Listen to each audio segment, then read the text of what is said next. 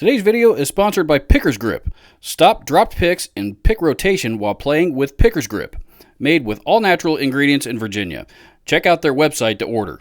When you support my sponsor, this also supports my channel, and it's very much appreciated. I've done a few videos over the last year and a half or so discussing various different amp categories and the greatest amps of all time in each of those categories, and so many of you have asked me over and over again if I would make a list of the greatest solid state amps ever. Here is your list of greatest solid state amplifiers ever.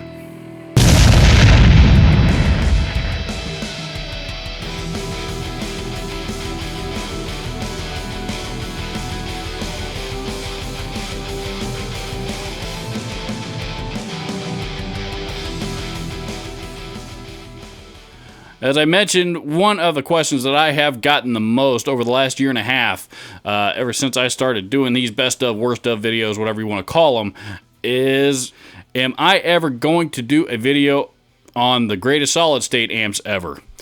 And the truth is, I have avoided doing this video for quite a while, just because I didn't really want to do it. Just wasn't one that was on my radar.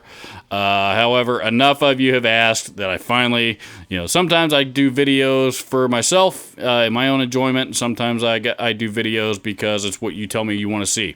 And this is one of those. So, without further ado, here are 11 of the greatest solid-state amplifiers ever.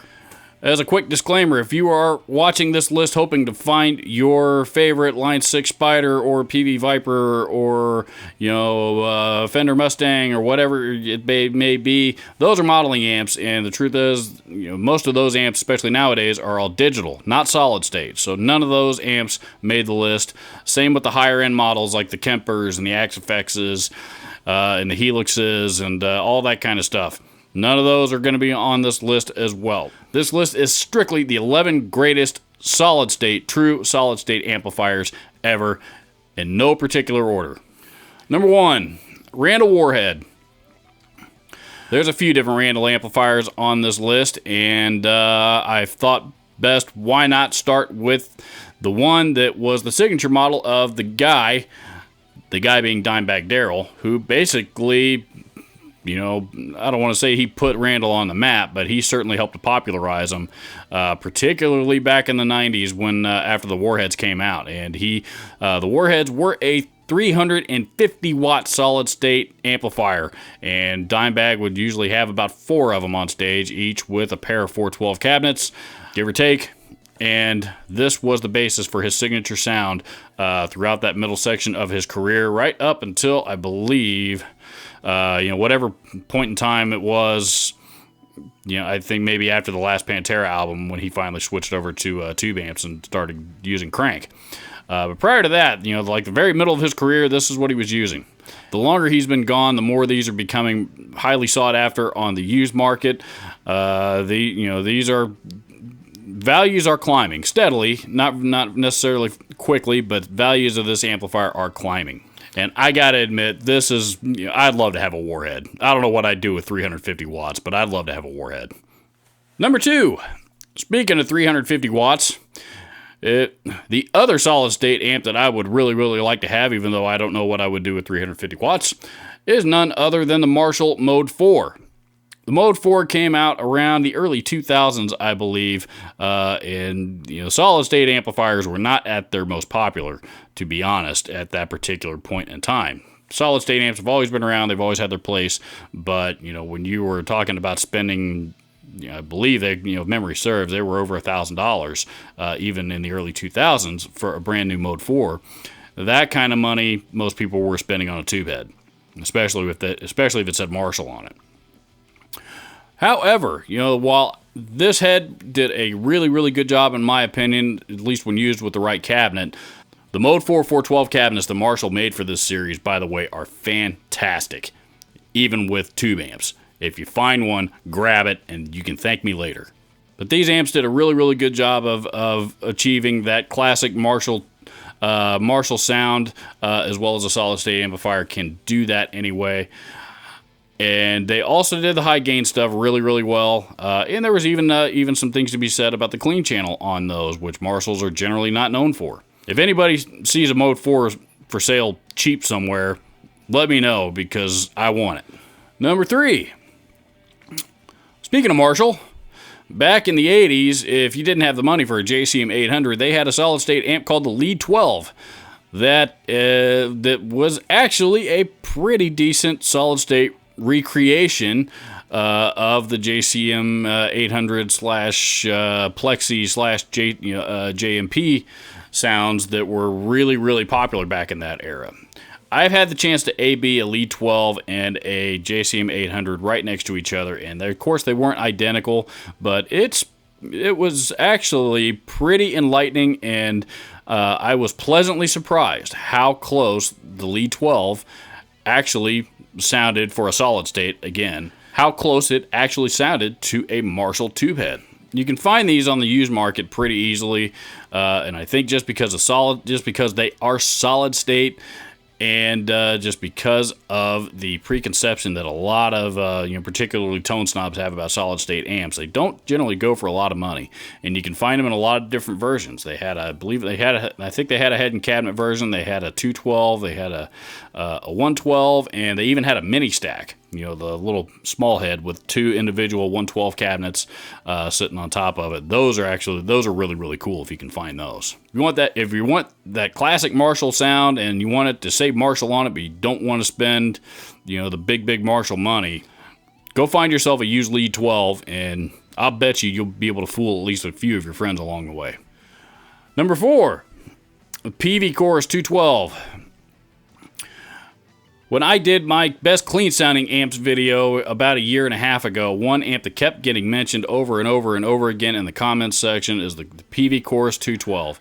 I don't know why I didn't include this amp on that particular list, because it certainly does have its place. It's a great sounding clean amp, and a pretty good pedal platform too. And of course, it was that one was around back in the 80s. I think this one was one of the green-sided or silver-sided models. And so this one was around back in the 80s, early 90s, back in that era when Chorus was on just about every recording that we heard back in those days. And it had a really, really nice Chorus sound. I happen to love Chorus as part of my clean tone, so it was right up my alley. Number 5, Rollin JC120. This is one of my all-time favorite amplifiers specifically for the clean tone. Again, this one actually was number 1 in my clean sounding amplifiers video about a year and a half ago. Before I forget, I will link up that video as all the other amp videos I've done down in the description if you would like to be so kind to check those out when you were done watching this video. The JC120 has been around since the 1970s, mid-late 70s, I believe, and they haven't really changed a whole lot on it. It's got a really, just a really warm sounding clean tone. It's a fantastic pedal platform. A lot of pro-level players still use it as a great pedal platform for their live rigs or pro rigs, even today. There have since been a lot of different versions of the Jazz Chorus amps that have come out since then.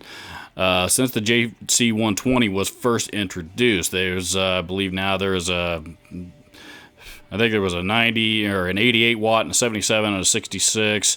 I think that series went all the way down to like a 55, and the speakers got smaller every model you went down, but they were also more affordable. Now on today's market, I believe there's a 22 watt and a 40 watt. One of those I think has a pair of 6-inch speakers. The other one's got a pair of 8-inch or 10-inch or something in them. All of them, do the Rollin Jazz Chorus clean Chorus thing really, really well. I happen to like the 212 version the best just because I think it's the fullest sounding. However, if you're going to go get yourself a Rollin JC120, be prepared. Unlike a lot of other solid-state amps out there, these things are not lightweight. You need to make sure and eat your Wheaties before you go lugging this thing to a gig because they are heavy. The gain channel on these amps is more of a last resort. If something on your pedal board happens to blow up on you before a gig, you've got something to work with. It's not the greatest gain channel in the world, but man, does that clean channel and the chorus sound and the reverb, especially all together, more than makes up for it. Number 6, Randall Century 200. I was on the fence about whether I should mention the Randall Century 200, the RG 100, or the RG 80, as these were all these center pieces, these are all favorites of Dimebag Darrell before Randall came out with the Warheads with his name on it. Prior to that, this is what he was using, and I think the ones that he seemed to use the most anyway, as far as I can tell, were the Century 200s.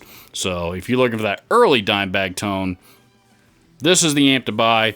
If memory serves, I think Ryan Bruce actually picked one of these up here about a year or so ago and did a demo on his channel. So if you would like a modern sample of what these amps actually sound like, I will see if I can find that link and post that down in the description, again, for you to check out for your viewing and listening pleasure. Number 7. Speaking of Randall, again, let's face it, Randall make great solid-state amplifiers. I mentioned the RG100 along with the Century 200 here just a minute ago. The RG100, or a version of it, is actually still in production. Today, what you can still buy, you can actually still buy the RG Series amplifiers. Today they call it the 1003, and there's also a 300-watt version known as the 3003. These are now 3-channel amplifiers with a lot of modern, updated modern technology on the inside of them. And there's even, I believe, a pedal version of the 1003 that you can mount right on your pedal board. If you are looking for a small head to mount on your pedal board, it's a great 3-channel amplifier. It does cleans well. It does gain, high gain stuff real well. It does the medium, middle gain, whatever you want, if you want to call it that, really well. Rhythm tones, if you will. Number 8, the Quilter Labs Tone Block 200. Honestly, I could have included the entire Quilter Labs amplifier line in this entry, and I almost did. The only reason why I chose the Tone Block 200 over all the rest of them is because as I happen to work for a company that sells Quilter Lab amplifiers, this seems to be one of the more popular models. And it's as the name suggests, it's a little block amplifier about that big. If you're not familiar with Quilter Labs, it's a little 200-watt amp like that with about 5 or 6 knobs on the front of it that mounts right onto your pedal board. So if you can mount that onto your pedal board, you can even mount more pedals on top of it if you need to. And of all the Quilter Lab amplifiers that I have demoed, if you blindfolded me and told me that they were tube amps, I absolutely would have believed you. They sound that good. If you haven't checked out Quilter Labs yet, you need to. Number 9, the PV Bandit. This is... I almost didn't include this amp because I actually have never been real fond of them. But all of a sudden here in the last 5 or 6 years, they have made a huge resurgence, and the pedal community especially seems to have discovered that they are in fact a great pedal platform. They're just a little 80 watt, they're actually 80 watts, but a little 112 combo. They look more like a practice amp than anything, but they fill a room with sound really, really well. They got a great clean sound on them again, which is why so many pedal fanatics like them. And they're small and they're solid state and they're easy to pick up and carry around with you, particularly to gigs. This amp has been in production for a long time. There's a lot of versions that's still being made today, and they only cost about $400. I keep meaning to try to find a good deal on a used one just so I can bring it home and check it out and see what all the hype is about. But I haven't done it yet. Number 10, the Fender Princeton Chorus. And to be fair, I also have to include the Ultra Chorus and the Ultimate Chorus and any of those other amps that were in that particular series. There was basically what these were, at least the way that I always looked at them, the way that I always viewed them. The Princeton Chorus especially was kind of a solid-state version of the Fender Princeton Reverb, but it was solid-state, and it had, they actually included a chorus effect on it as well. These amps go for really, really cheap on the used market, like $200 or less. And you can find them. They're out there everywhere. They do if it's that Fender clean sound that you're looking for on the cheap, look no further. This is what you want, because they do the Fender clean sound. It's got a beautiful sounding chorus to go along with it. These are really, really good sounding amps, and a lot of people just discard them as cheap solid-state Fender amplifiers that nobody's ever going to want. But if you check them out, I think you might be surprised. Number 11, Rollin Blues Cube. These amps just came out in the last year or so, and man, these are really good sounding amplifiers. I really, for that, that bluesy style, if you're a blues player, you don't want to mess with tubes, and you want something a little bit lighter weight, might be, or a little bit quieter, for home use or whatever it may be, this could be a really good option for you. Again, I can't stress, I really like the sound of these. I think they sound fantastic. Unlike a lot of other current Rollin amps that are out on the market today, this isn't loaded up with different amp models and effects and all that kind of stuff. It's got a couple of things on there, I think, chorus and reverb, stuff like that. But for all intents and purposes, it's a 3-channel amplifier, clean channel, and then a couple of different gain channels. This is not a high gain amplifier at all. One unique feature that it does have, however, it actually has a knob on there where you can select between the tone type of 4 different power tubes. Basically, it's a power tube tone emulator. So, 6L6 or EL84, whatever your flavor may be, as long as it's one of those 4 options, you can select that and it will emulate that into the sound. However, that's not the most unique feature of this amp. The most unique feature of this amplifier is the ability to add various different modules, tone modules, to the back of it. And what these tone modules are, they actually look like power tubes, but it's a circuit. It's a circuit board module is what it is, and you plug it in on the underside of the chassis on the back side of the amplifier, just like you would a tube. And when you plug one of those in, it changes the entire dynamic of the amplifier itself. One of the modules that they have available for it was one that they designed in collaboration with none other than blues great Eric Johnson himself, one of my favorite guitar players. Of course, you don't have to have the modules with it. The amplifier will run and sounds great without a module plugged into the back. But if you want some more tonal options, Rollin have made that available to us with the new tone modules. Again, excellent sounding amplifiers that can be used in a lot of different applications. I really like the sound of them. I was really impressed the first time I heard one. These are a little pricey. That's probably the major drawback of the Rollin Blues Cube. These are a little pricey, particularly for a solid-state amplifier built overseas. But if you're willing to spend the money on one, man, does this thing sound good? You're gonna enjoy what your money is buying you, and they're a lot of fun to play with. So there you have it. That is it for this list of greatest solid-state amplifiers ever. Please don't forget to go check out Picker's Grip, who were kind enough to sponsor this video. I will post a link to their stuff down in the description below. It's a great product. Billy Cokes is a great guy. It has been a great sponsor for this channel. I enjoy working with him, and it would mean a lot if you went and checked out his product. Also down in the description, I will have links to all of the amplifiers that I discussed in this video. You can also find links of various different ways to support this channel. Your support of this channel really does help out a lot. It goes a long way and is able to help me keep this thing moving. Right below that there subscription box, or above it, or below this viewing window thing, right around that neighborhood, is a red subscribe button. Please consider hitting that if you haven't already. And if there's an amp that you think I left off this list, and again, I'm not talking about Line 6 Spiders and PV Vipers and that kind of stuff, but if there's something that you feel that I may have left off this list that fits these solid-state parameters, please drop it down in the comments section below. Thank you so much for watching. I will see you in the next video.